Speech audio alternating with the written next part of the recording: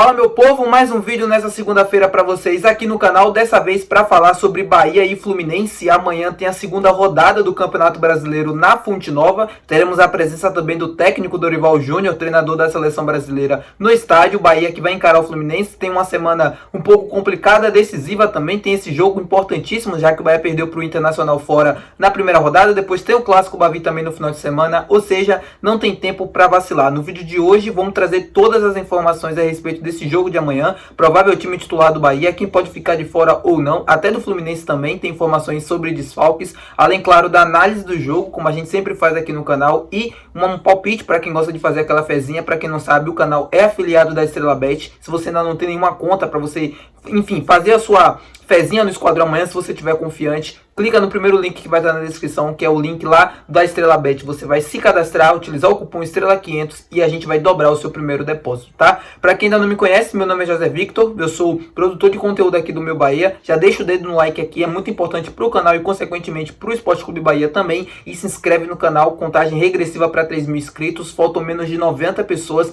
no momento que eu tô gravando esse vídeo, então conto muito com o teu apoio se inscrevendo e deixando o like no vídeo de hoje. Já vamos começar o vídeo pra gente não perder tempo, meu povo.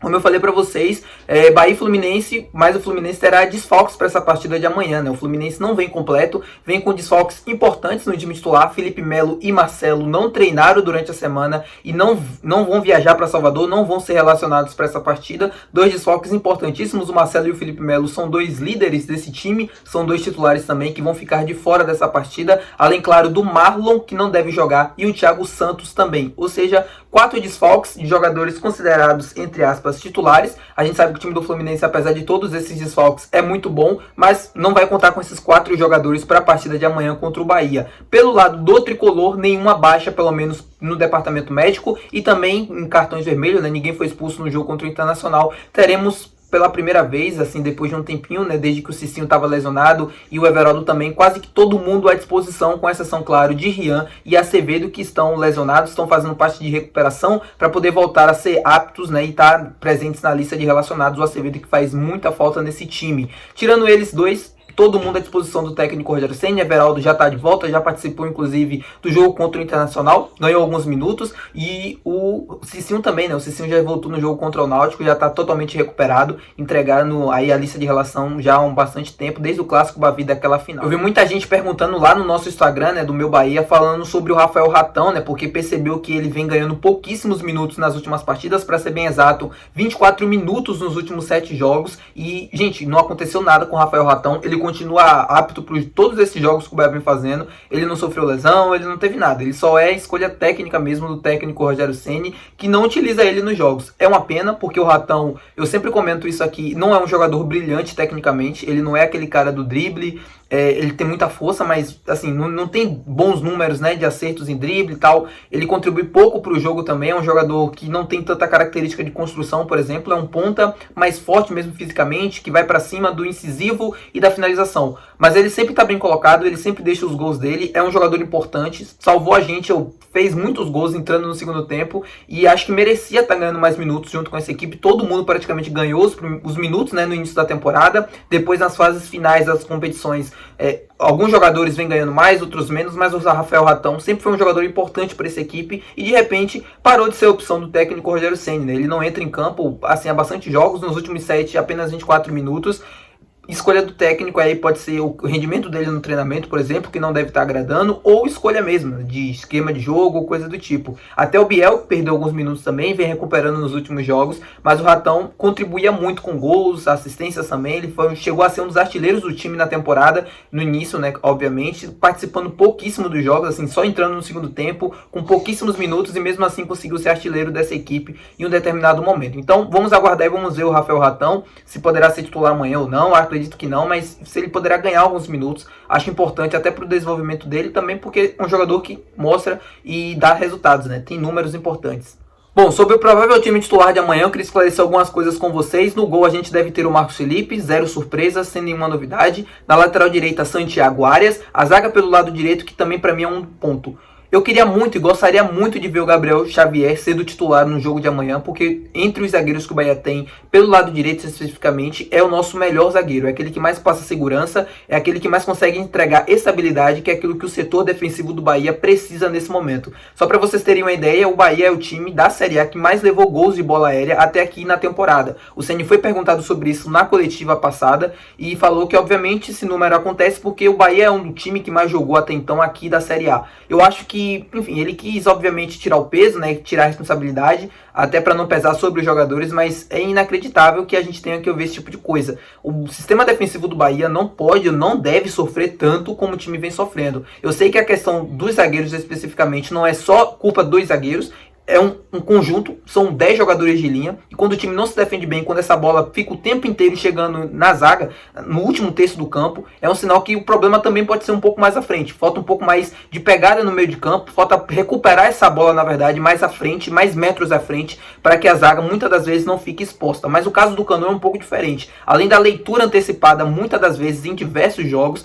ele não tem bom posicionamento, é um zagueiro que falha e que peca bastante para mim na saída de bola quando apertado, quando obviamente a marcação pressão está sobre ele, é o nosso ponto fraco nesse quesito, dentre ele e o Cuesta, e não passa segurança nenhuma para o torcedor, e eu não sei como o Canu consegue ser titular a cada jogo do Bahia. Gostaria muito de ver o Gabriel Xavier jogando, mas o Canu foi poupado no jogo contra o Náutico, justamente para aguentar fisicamente jogar o jogo contra o Inter, o jogo contra o Fluminense, e muito provavelmente o jogo contra o Vitória no Barradão, no Clássico pela terceira rodada. Eu acredito que se o Canu não for bem nesses dois próximos jogos, a gente possa ver ele indo para o banco de reservas, ou até mesmo amanhã, ou contra o Vitória. Isso pode acontecer. Eu não acredito que isso aconteça justamente pela alteração que o Ceni fez no jogo contra o Náutico, né? Colocando o Gabriel Xavier para jogar e descansando o Canu. Se ele não for bem nesses dois próximos jogos, aí sim eu acho que ele pode ir pro banco dessa vez, mas até lá acho difícil, mas pode acontecer, obviamente. Eu não tenho razão de nada, não tenho 100% de certeza de nada, obviamente tudo aqui é informação e palpite para vocês. No lado esquerdo a gente deve ter o Vitor Cuesta também, e aí a lateral esquerda para mim é um outro ponto.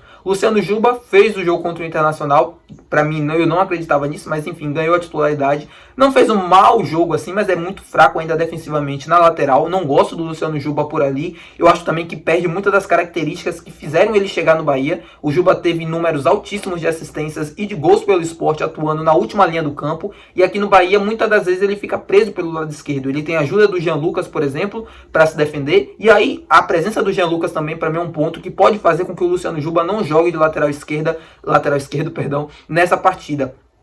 O Jean Lucas vem sendo titular, se vocês repararem bem. Nos últimos 3 jogos do Bahia, ele jogou praticamente, se não me engano, tenho certeza, 90 minutos dos 3 jogos.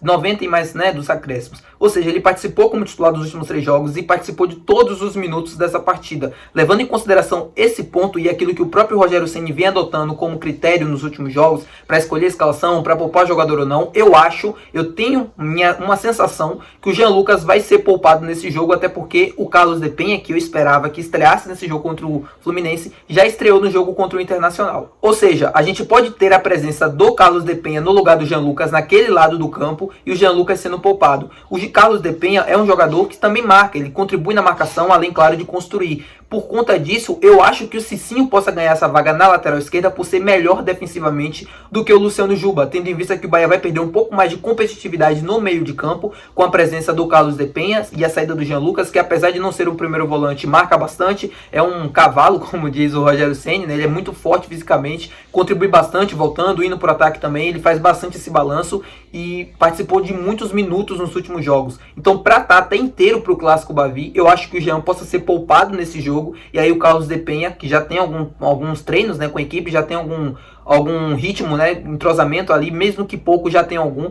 possa jogar naquele lado do campo, no lugar do Jean Lucas, e aí a gente possa ver o Cicinho, porque no jogo contra o Inter, a gente viu o Jean Lucas dobrando a marcação no lado esquerdo com o Luciano Juba, para que ele não fique sozinho naquele lado do campo. Então, por conta disso, acho que Cicinho possa ganhar vaga na lateral esquerda e Carlos de Penha no meio de campo. Os outros jogadores, né, o Rezende, Caio Alexandre, mais à frente Everton Ribeiro, Cauli, e aí a gente possa ver Tassiano e Biel mais à frente, a dupla de ataque. Biel, que entrou no último jogo, fez o primeiro gol do Bahia no Campeonato Brasileiro dessa temporada, é jogador super importante, que eu acredito muito que possa ganhar minutos nessa partida como titular, pelo que vem desempenhando nos últimos jogos. Foi um dos escolhidos, né? Foi um dos escolhidos, não. Foi o escolhido pelo técnico Rogério Ceni depois da expulsão do Rezende no Clássico Bavi. Ficou, enfim, ele tinha tudo para jogar bem aquela final, acabou saindo e agora pode ganhar novamente essa oportunidade como titular num jogo importante contra um ex-adversário, né, contra o Fluminense, para poder desempenhar bem e o time conseguir um resultado positivo. Bom, vamos falar agora sobre a análise do jogo. Eu já falei com vocês algumas coisas também do que eu acho que pode mudar na escalação e isso para mim vai ditar muito o ritmo. Assim como o Internacional, o Fluminense também é um time que gosta muito de ter a bola no pé.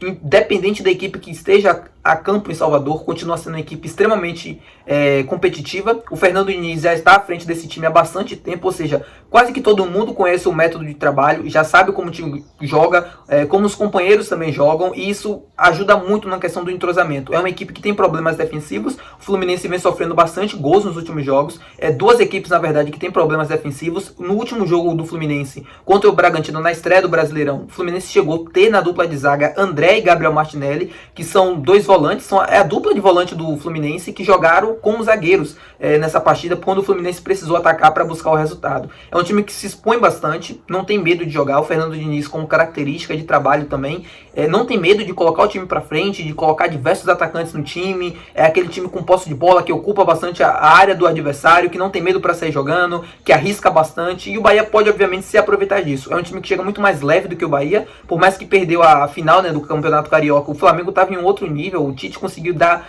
muita competitividade para aquele time e depois da final não ficou uma sensação de que o Fluminense ficou devendo. Eu acho que o Fluminense, ou que o Flamengo, perdão, foi que sobrou naquela final. Obviamente tem a questão de ganhar, não ganhou a estreia contra o Bragantino em casa, ou seja, deve vir pressionado também um pouco mais por esses 3 pontos, mas eu acho que o Bahia chega muito mais pressionado do que o Fluminense para esse jogo, porque precisa muito do resultado e precisa muito dar resposta para o seu torcedor. Por mais que ganhou de 3-0 do Náutico, né?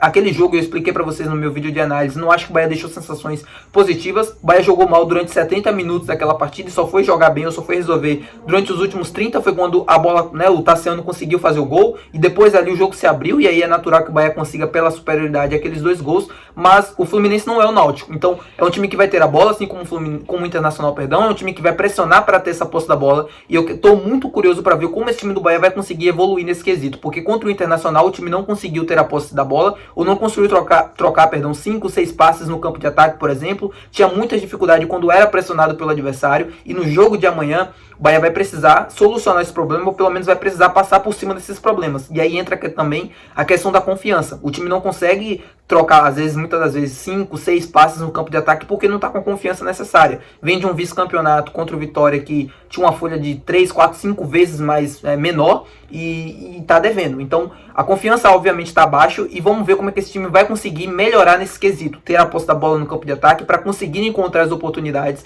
e vencer um Fluminense que, como eu falei para vocês, é bastante frágil defensivamente, e o Bahia pode se explorar disso se conseguir ter competitividade e equilíbrio. Equilíbrio é tudo que a gente precisa nessa primeira divisão. O Bahia abriu o placar no jogo contra o Internacional e não segurou 2 minutos a vantagem. Faltou equilíbrio para manter aqui, ó, mentalmente. O Bahia tomou um gol de lateral. Isso é inadmissível para um time de primeira divisão, para um time que quer, por exemplo, chegar alto no Campeonato Brasileiro. A gente não pode admitir certos tipos de erro, porque, cara, você errar um passe, você errar uma finalização, você errar um domínio, tudo isso faz parte do jogo, é natural. Os jogadores de mais alto nível erram também, mas você tomar um gol de lateral aí é um erro infantil. E é isso que o Bahia não pode repetir pro jogo contra o Fluminense, que é um time ainda muito mais competitivo, que chega menos pressionado do que o Inter, por exemplo, chegou para aquela decisão. E como palpite para vocês para essa partida, eu deixo o Bahia empate anula. Ou seja, você só vai perder o seu dinheiro se o Bahia perder o jogo. Se o Bahia ganhar ou empatar, na verdade, se o Bahia ganhar, você ganha, obviamente, né, o seu investimento. E se o Bahia empatar, você tem esse investimento de volta para você. Ou seja, é uma entrada meio que segura, né? Porque você tem ainda a segurança do empate. Se o jogo terminar empatado, você recebe seu dinheiro de volta. Se o Bahia ganhar, obviamente, você ganha o seu investimento. Se o Bahia perder, infelizmente, a gente perde o nosso dinheiro. Lembrando, joguem sempre com responsabilidade, tá, meu povo? Isso aqui é pra brincar, é pra se divertir. Não é pra você jogar um dinheiro que você não pode perder, um dinheiro de conta ou coisa do tipo, tá? É isso, espero que vocês tenham gostado do vídeo. Se você gostou, não se esquece de deixar o teu like. Não se esquece de se inscrever também, pra que a gente possa chegar a 3.000 inscritos. Faltam menos de 90 pessoas pra isso. Eu conto muito com o teu apoio, meu querido. Se você chegou no final do vídeo, por favor, clica no botão de se inscrever para que a gente possa atingir essa marca e você me deixar aqui muito feliz, porque eu já estou muito feliz com o momento que a gente está vivendo. E esses 3.000 inscritos ainda mais, pô, é um sonho, tá? Cada vez mais a gente chegando cada vez mais longe, tá? É isso. Muito obrigado por assistir até aqui. Até o próximo vídeo. Valeu!